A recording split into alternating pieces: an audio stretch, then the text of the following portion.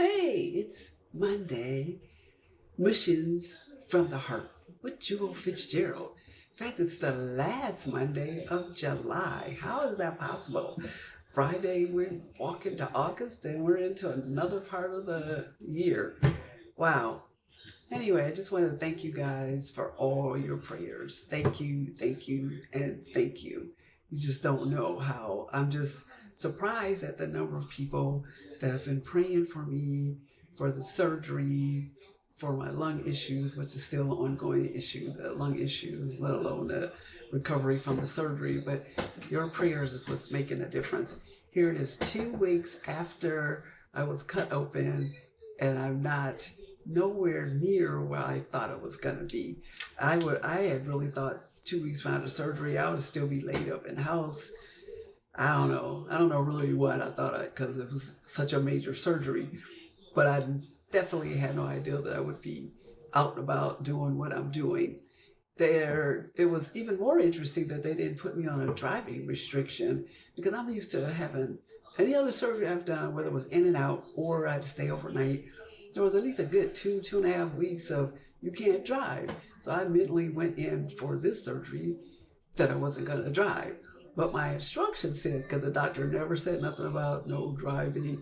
The only driving restriction I had was no driving if I was taking the narcotics. So I haven't taken a drop of narcotics since I left the hospital because like I said, I'm a pain person. I don't like taking drugs, and I have a high pain tolerance, and I'd rather just deal with the pain unless the pain is really that bad where I do need to, what they call it, um, get ahead of the pain and not chase the pain. Because you want to be in a situation where there's so much pain and now you're chasing down the pain and you got to pop all kind of pills or whatever. But I don't like taking narcotics, so I wasn't really ever in that kind of pain after I went home. When I was in the hospital, you saw that first day. That was a whole other drama. I was like, yeah, give me drugs, give me drugs. But 2 weeks later, still in a little pain, but no big deal. Because most pain pills don't work for me anyway, unless it's a narcotic. But then that's just masking the pain and not getting rid of the pain. It's just covering over. So I haven't used it, and I haven't had any driving restrictions. So I'm the one that actually put myself on a driving restriction. So the first time I drove was last Thursday, which would have been a week, and then a week after actually I got discharged. I was not feeling like I should get in a car. I had no need to. I wasn't going anywhere, so why do I need to jump in a car? So I only drove last Thursday from my house to a civic center that's nearby just to see what it felt like, to see if there was any tweak or something. Am I driving? I might have said, nope, you're not going to do any driving. And then I didn't have to drive the whole weekend because any event we went over, my husband drove me, so I didn't need to drive. So my second day of driving was today when I drove all the way to the west side to do a trail ambassador service commitment that I had made in the metro parks. So I walked 5 miles for that, and then I drove back home. So that was the furthest I've driven and the second time I've driven. So I could drive, no big deal. So I'm the one that put the driving restriction myself, not the doctor. So that was unusual for me. I'm thinking, oh, they're going to put me on a driving restriction and then it would be out for a couple of weeks. So, but I've been still walking. Told you last week I walked with a girlfriend on Monday. I walked at my house. I got some other walking plans later for this week with other friends and another trail ambassador situation later in the week. So things are definitely going well because of your prayers, because you guys are the ones that's been praying about speedy recovery, all that kind of stuff. So thank you, thank you. Otherwise, like I said, I'll probably still be laid up in pain, but I'm not. So, but the doctors told me to move every hour, so that's what I'm doing. I'm just following the doctor's orders, doing all this movement. I've had a chance to enjoy the fact that I'm sleeping in and not having to have an alarm clock because I don't have a schedule to go anywhere. I'm just moving slower. And what was it, Thursday, Friday? Yeah, last week. Okay, you already know about my crazy diet. 2 weeks of full and clear liquid, 2 weeks of soft. So this would be the first week of the soft diet. So what I did starting last Wednesday, I actually cheated and started my soft diet 4 days early because I had 4 different events that were coming up that would have been an extra struggle to attend if I was on a full and clear liquid diet. So I had my father's Wednesday date. I had my Thursday. I was on the Lady Caroline, a boat ride that we have down in the flats with the seniors. Then I had a 50th birthday party for my niece, and then I had a 70th birthday party for one of my best friends from junior high. So it was like, especially on that Lady Caroline, because if I had stayed with the full and soft, full and liquid, full and clear liquid diet, the only thing I could have drank was water and tea, and that would have been like, yeah, I'm starving to death while everybody else is eating, and we paid for the meal. So it's like, so I did a soft diet. So that was good. At least it gave me something. So that was good to have at least have some food. It was quite delicious having soft. I couldn't eat some of the hard stuff that I wanted to eat because I'm missing eating stuff like rolls because I'm a bread person. So I was like, okay, unless the rolls are really soft, it's not yet something I can have. Rolls, bread, just be really soft.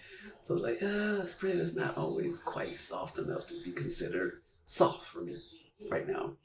So not eating that. So this week I'm officially on the soft diet, but I'm already 4 days ahead of it already. So by the time I see my doctor this Wednesday, it'll be a full week that I will have been on a soft diet. So I'm praying that on this Wednesday's follow-up appointment with the surgeon, he'll put me on the regular diet because I know they're being extra cautious because of what they think my age should be handling, my physical activity should be, that kind of stuff. But they were already surprised that my physical activity or level was higher than they thought while I was still in the hospital. So now, 2.5 weeks later, we'll see what they think about, do I continue on the soft diet, which means next week. If that's the case, I'll finish this week and then have all of next week still on the soft diet and then finally on a regular diet. So one thing I'm missing about that regular diet is stuff like, mainly just 2 things. Movie popcorn, because I go to the movies a lot. So it's been interesting going to the movies and not having movie popcorn. So that means I'm smelling the popcorn. I'm hearing people crunching over there. Like, I'll be glad when I can have movie popcorn. And then ice cream is a full liquid item, but I can't have it in an ice cream cone or waffle cone. So I'm missing the waffle cone or the regular cones. I have to have it in a cup. I'm just thankful that I'm physically able to go to the movie and I'm physically able to eat the soft ice cream. I'll just have to deal with getting the movie popcorn and the ice cream cone, the waffle cone later. So I'll probably be chowing those down when I get that chance to get back to eating that kind of stuff. So, let me see. I'm trying to think, is there anything else I'm supposed to be talking about? So yeah, I guess not, because that's all about it, because I know it's going to be kind of short, not a whole lot of stuff to talk about. I'm just talking about how grateful I am because of your prayers that 2 weeks after the surgery, I'm able to sit here, I'm able to walk, I'm able to can drive, I can do a lot of stuff. It's just that I'm doing everything slower, mainly because I'm trying to not overdo, because I know how I am, because I like to move and I'm active and that kind of stuff. So I'm not trying to overdo. I'm not walking really fast, even though I did 5 miles today with another trail ambassador. We intentionally went on a course that was flat, and we intentionally went on a course and we intentionally walked slower for me. So that individual just walked my pace. But usually I'm the other way around. I'm the one that's walking the pace of the other people. So this is cool that all my walkers are walking my pace and I'm not trying to walk their pace. So, because I could walk really fast. So it was a full 2 hours that I did the Trail Ambassador today, and I was really surprised that I did the full 2 hours, because I was kind of thinking, hopefully I could do 2, it might only be 1.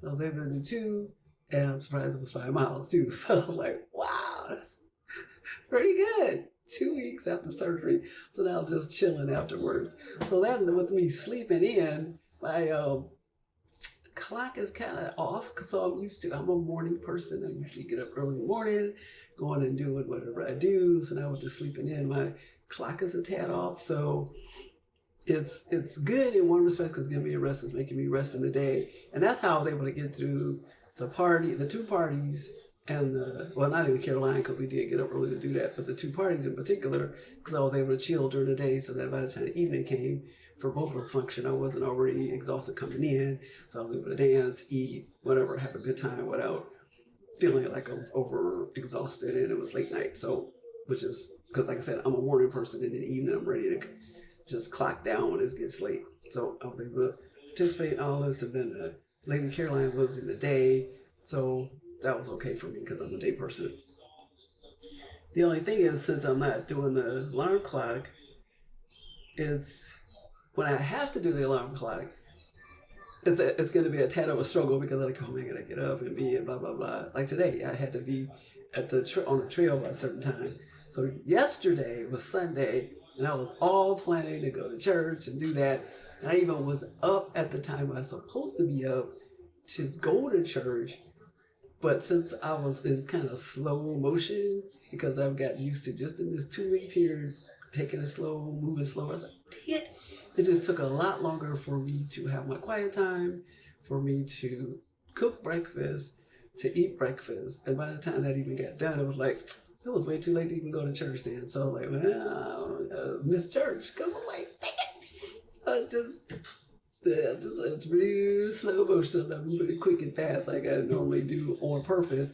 And now my body's starting to like, oh, I don't know, I'm kind of liking this. So it's going to be interesting to see how even my diet's different, because I'm finding also when I was on the soft, because the full and the liquid diet, like I said, generally liquid or a thick, liquidy type of food.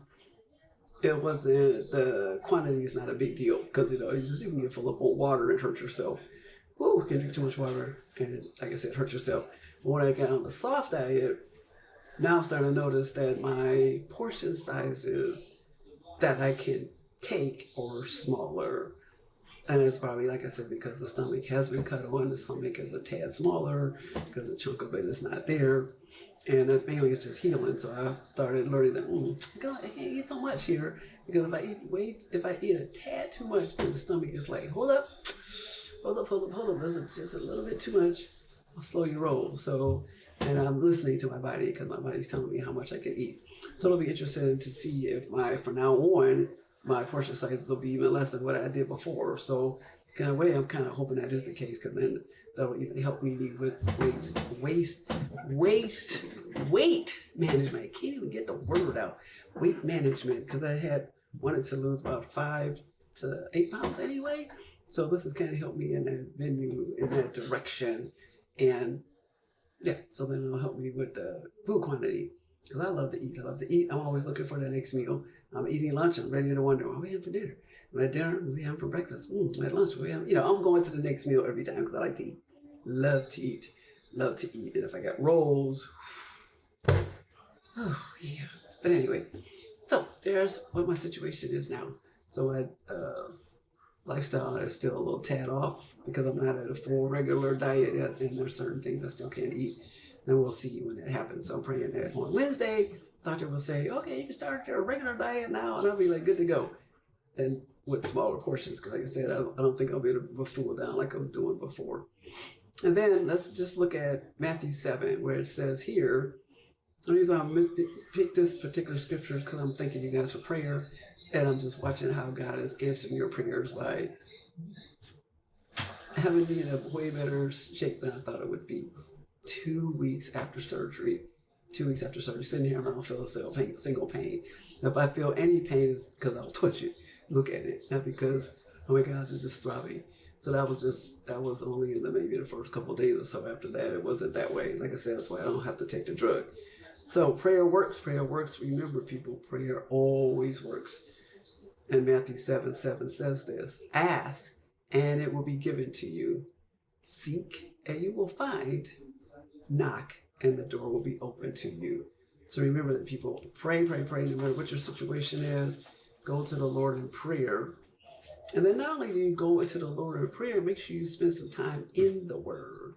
Because if you're praying and asking about a certain whatever that situation, whatever that drama is, that's you talking to Him, asking Him, whatever, conversing with Him, whatever it is you're talking about. But if you don't have your book, Bible, open, He's got to talk back to you. So you got to hear what He's saying back to you from that Word. So he will answer you. He will tell you what to do. Granted, you don't necessarily have to have the book open to hear the word, because he will talk to you. He talks to me a lot. I don't have to have the Bible open at that moment. But the point is, I'm in my word every day. So you need to be in your word every day while you're praying, so that you can hear the answer to whatever your prayer is or what needs to happen. Or so you could even see that it's being answered. Because 9 times out of 10, whatever you're praying for is going to be answered in a much better way than you asked for. I only needed 1/10, and he's going to give you a whole 400. So we ask for so little, but he gives us so much. Have your books open, have your Bibles open every day while you're praying. Make sure it's a two-way street. You're just not talking to him, talking to him, talking to him. Keep that book open so that you can know how you need to live every single day as we deal with the struggles in life.